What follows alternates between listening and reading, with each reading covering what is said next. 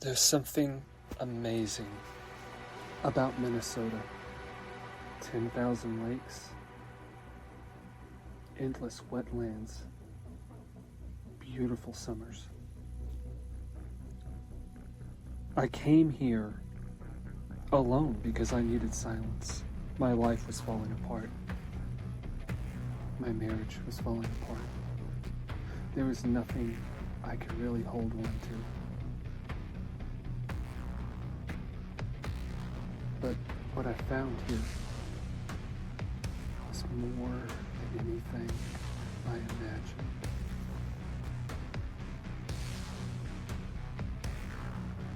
The truth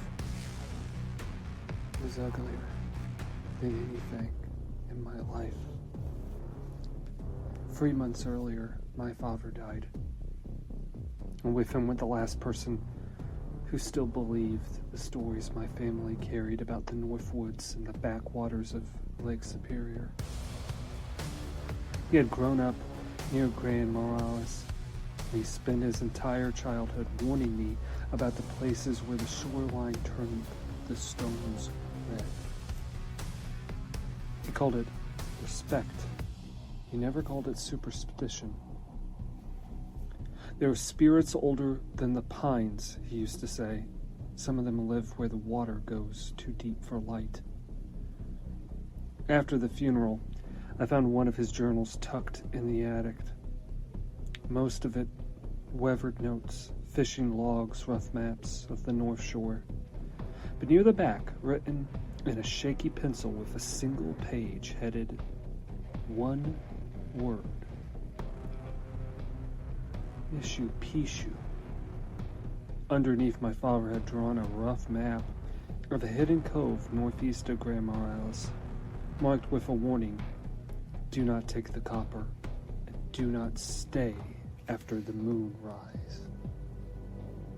Should have been enough to keep me away. Instead, it pulled me in. Grief does strange things to people. Sometimes it makes you seek answers in places better left untouched. By late October, I was driving alone near the North Shore on the edge of Lake Superior. And as the world turned gray and empty around me, the further I went, the fewer cars I saw. Pines were crowded, the road black and endless, and the lake kept appearing through the breaks in the trees like an ocean of steel. Minnesota in late fall feels abandoned. More tourists are gone, the cabins closed. The shoreline becomes wild again. By sunset, I found the trail my father had marked. It was barely visible, just a narrow cut through the woods leading downward towards the lake. The hike took about an hour. When I finally stepped through the trees, I understood immediately why he had drawn the place. The cove was hidden between towering cliffs of red stone that dropped straight into the dark waters. The lake stretched endless beyond it, and the horizon swallowed by endless fog. It was beautiful in the kind of way that makes your stomach tighten, like standing inside a church built for something ancient and merciless. I set up my tent in a patch of woods of wind-bent pines overlooking the shore. I remember noticing how quiet everything was. There was no sound from anything, not even the sound of small animals moving through the brush. Only the slow breathing of Superior against the rocks. I built a fire, I heated a can of stew, and I read through more of my father's journal by the flashlight. Most of the entries near the end were fragmented. Storm warnings, sketches of strange tracks, notes about blue lights under the water. Then one line kept repeating itself over and over across many pages. It protects the copper because something sleeps below it. I should have left then. I should have known better. Instead, I stayed. Part of me wanted proof that my father hadn't lost his mind in his old age. Everpart wanted to know what our last conversation meant to him. Around midnight, the fog rolled in thick enough to swallow the trees. My fire had blown low. That was when I heard a sound, a slow scrape, something heavy moving through the shallow waters. I stood and looked through the shoreline. At first I saw nothing but mist, and then the lake began to blow. A pale blue light stirred beneath the surface, moving the offshore in a wide circle. It wasn't moonlight. It came from under the water. I stepped closer, despite every instinct screaming at me not to. The glow rose higher. 2 golden eyes opened inside of it. They hovered around the surface, impossibly large and too far apart. Then a head emerged. It looked like the panther, only in a broadest sense. It was a giant cat's face stretched into something ancient and monstrous. Horns curved back from its skull like the roots of a dead tree. Wet black fur clung to dark scales beneath. There were long whispers, dripped lake water that shimmered blue when it struck on the rocks. It stared at me directly. I couldn't move. I couldn't breathe. I froze where I stood. The creature rose further, revealing shoulders bigger than a moose and a spine lined with jagged fins that trailed into the water behind it. Pishu, Pishu.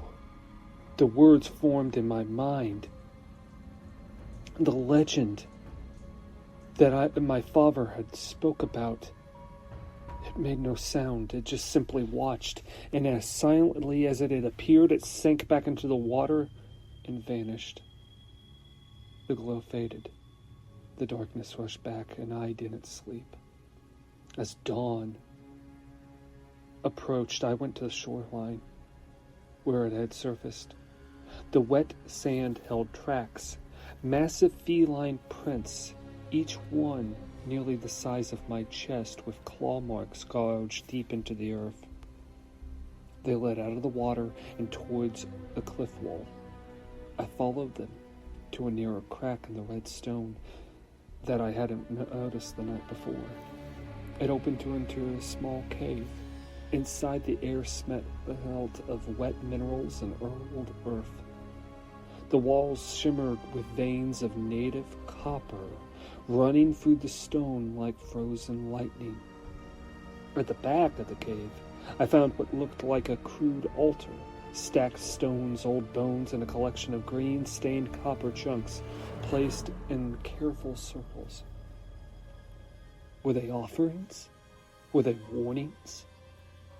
Again, I should have turned around. Instead, grief and curiosity get the better of me still.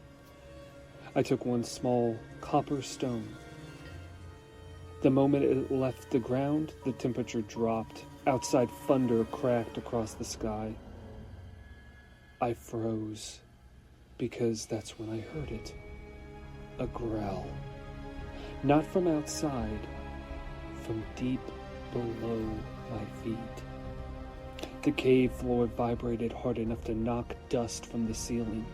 I stumbled backwards and ran.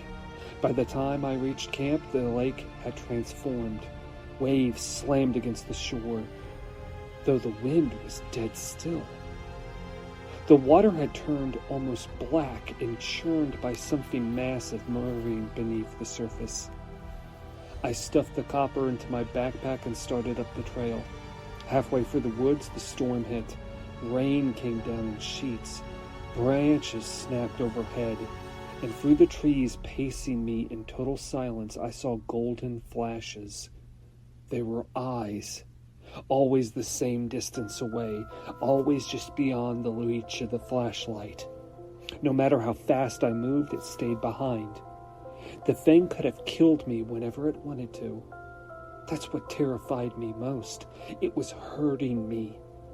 The trail vanished in mud and darkness, and soon I realized I was completely and utterly lost. Then lightning flashed blue across the sky, and for one split second the woods lit up as if it was day. And there it was, standing in the path ahead.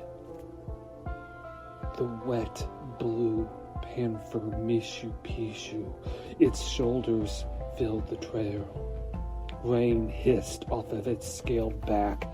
Its antlers scraped the low pines. The smell of water and copper rolled off of it in waves. It lowered its head and stared at my backpack. That's when I understood. It didn't want me. It wanted what was taken. My hand shook as I took out the copper stone. The moment it touched the rain, the creature's eyes blazed brighter. I placed it carefully on the ground. For several seconds, nothing happened. Then he stepped forward. Its paws made no sound in the mud. It lowered its massive head, touched the copper with its nose. The blue light pulsed through the stone. For an instant, I saw something impossible reflected in its eyes. A vast chamber beneath the lake, ancient copper pillars, and something enormous sleeping below them, chained by roots of red stone and glowing veins of metal, a shape too large to understand. And then the image vanished from my eyes. Mishu Pishu lifted its head and looked at me one final time. I expected rage from the monster. Instead, what I saw was almost like a warning. It turned and disappeared into the storm, and then the rain stopped. By dawn, I found my way down to the road. I drove south without stopping. I told myself it was over, that I'd imagined this vision, that grief had twisted the night into something supernatural. Then 2 weeks later, I opened my father's journal again. A page I hadn't noticed had come loose from the spine. On it was another map. This one marked dozens of old copper mining sites along Lake Superior's North Shore. At the bottom, in my father's handwritten words, were these words: "If the mines open deeper, it will not be able to hold what's underneath." Now every time storms roll across Superior, I dream of blue lights under the black water. I dream of golden eyes watching far below. And sometimes, just before I wake, I hear my father's voice. "You were never the one being hunted. You were the warning." Last week, a mining company announced new exploration of drilling near the exact cliffs where I camp. Since then, the dreams have gotten worse. In them, the lake is empty, the guardian is gone, and something vast is rising from the copper dark deep depths beneath Minnesota. Something even fears Mishu Pishu. So tomorrow, I'm going back alone. Not to prove what I saw. Not for closure. I'm going because if they drill into whatever sleeps beneath Superior, the storm that follows won't stop at Minnesota. And I was the only one it chose to spare, which means I may be the only one left who understands what the Great Lynx is truly guarding.